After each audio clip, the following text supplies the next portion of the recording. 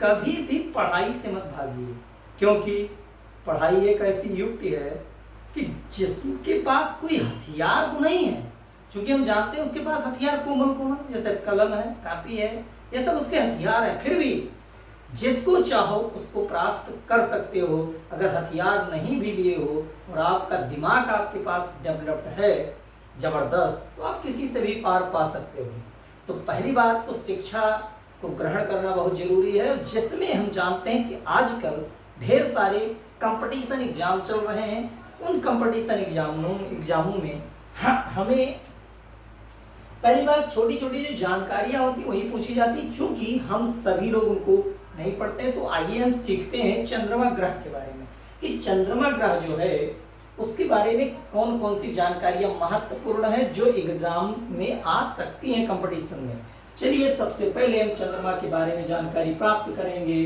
तो चंद्रमा को जीवाश्म ग्रह कहा जाता है। पहली बात एक शब्द आया जीवाश्म। जीवाश्म क्या है आप सभी लोग नहीं जानते हैं, तो जानिए कि चूंकि जीवाश्म उसे कहा जाता है कि जब पृथ्वी का उथल पुथल हो जाए और पृथ्वी के नीचे जीव क्या हो जाए, दब जाएं, और फिर उनके अवशेषों से हम क्या करें, ऊर्जा या विभिन्न प्रकार के उत्पादों को प्राप्त करें, उसी को जीवाश्म कहा जाता है। मतलब जीवों के द्वारा, लेकिन जीव क्या होते हैं जब दब जाते हैं, सड़ गल जाते हैं, उन्हीं के अवशेषों के द्वारा पदार्थों की प्राप्ति की जाती है। तो महत्वपूर्ण क्या, अभी देखिएगा जो पेट्रोलियम आपका क्या है जीवाश्मी है, कोयला क्या है वो जीवाश्मी है, क्योंकि पेड़ पौधे लाखों करोड़ों साल पहले पृथ्वी के नीचे क्या हुए, दबे, जब पृथ्वी का उथल पथल हुआ वो किस में कन्वर्ट हो गए, कोयले में, जिसको हम लोग जीवाश्म ईंधन के रूप में आज भी जानते हैं। चलिए तो पहला पॉइंट है वही कि जो चंद्रमा है उसको क्या कहा जाता है, जीवाश्म ग्रह कहा जाता है। दूसरी बात हम जानते हैं कि पृथ्वी से चंद्रमा का कितना हिस्सा हम देख सकते हैं।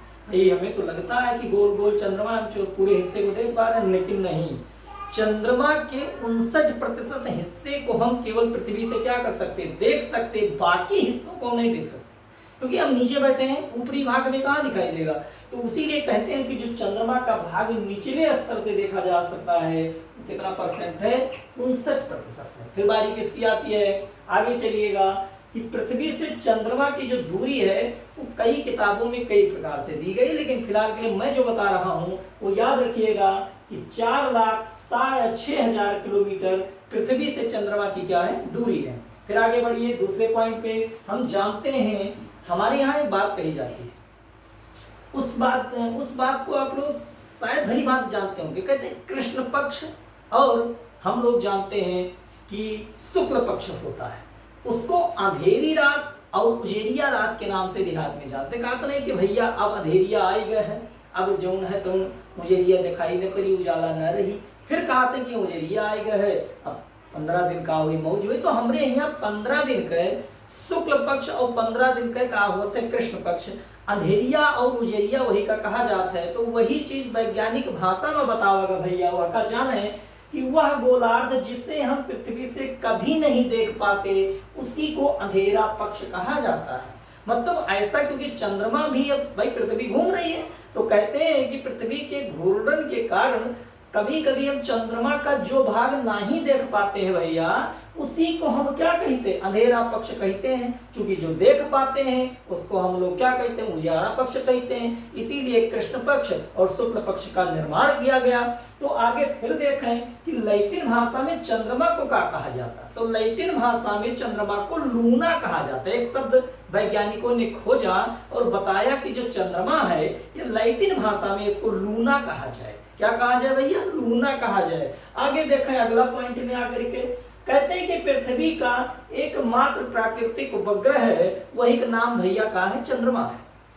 का है, चंद्रमा है। वो क्या का उपग्रह हुआ, पृथ्वी का है, और यक्के मात्र उपग्रह है पृथ्वी का, प्राकृतिक जह के नाम का है, चंद्रमा है। यही लिए हम लोग देखा गा हुई कि पृथ्वी से चंद्रमा का बहुत आसानी से रातिम का कह पाई थे, देख पाई थे। तो वह देखे खातिर हम जानित है कि मोबाइल के मेगापिक्सल का हुआ, क्योंकि मोबाइली में 50 या 60 या 100 मेगापिक्सल के कैमरा हुई, लेकिन जो हमारे अखिया के मेगापिक्सल है वो 576 मेगापिक्सल है। इसीलिए हम तारा भी उससे क्या है, दूरी पर है, उसको भी देख लेते हैं बढ़िया से। तो कहते हैं कि जो हम लोग देख सकित है दूरी के चीज, इसीलिए एक बात और फिजिक्स में कही गई है कि व्यक्ति के जो न्यूनतम बिंदु की दूरी होती वो होती 25 सेंटीमीटर, मतलब 25 सेंटीमीटर सामने रखी वस्तु का स्पष्ट रूप से देख ले हो, ठीक, और वह से आगे नहीं हो तो दिखाई ना दे। लेकिन कहते हैं व्यक्ति का दूर बिंदु कहाँ है, तो सीधे सरदे बताई देते हैं कहाँ है, अनंत पर है। चूंकि हम यहाँ बैठे तो याद रखियो वैसे भैया, क्योंकि आप भ्रमित ना हो, चूंकि हम लोग भ्रमित हो जाते कि दूर बिंदु कहाँ हुए, दूर बिंदु है कि जितना कितना दूर तक तू देख सकत हो, तो तू बताओ 2-4 किलोमीटर नीचे हुआ तो देख सकत हो, लेकिन ऊपर ताको तो चंद्रमा और सूर्य कहाँ है वह का आप देख लेते हो आसानी से। तो तुम्हारे आंखी के जो मेगापिक्सल है 576 मेगापिक्सल है। दुनिया के कौनो मोबाइल उतना बड़वार नहीं बनाएगा जैसे देखा जाए, लेकिन कहूँ कहूँ अब इलेक्ट्रॉन सूक्ष्मदर्शी और के बाद में यह संयुक्त सूक्ष्मदर्शी का किनका है बनावा गा है, जैसे सूर्य ग्रहण या चंद्र ग्रहण का किन जाए देखा जाए, लेकिन वो बनाई गई चीज है। और ये कैसी खूबसूरत चीज प्रकृति ने हमको दी है जिसका मेगापिक्सल शुरुआत से ही 576 मेगापिक्सल, बढ़िया से सुंदर सुंदर वस्तुएं, रंग बिरंगी वस्तुओं को हम क्या कर सकते हैं, देख सकते हैं।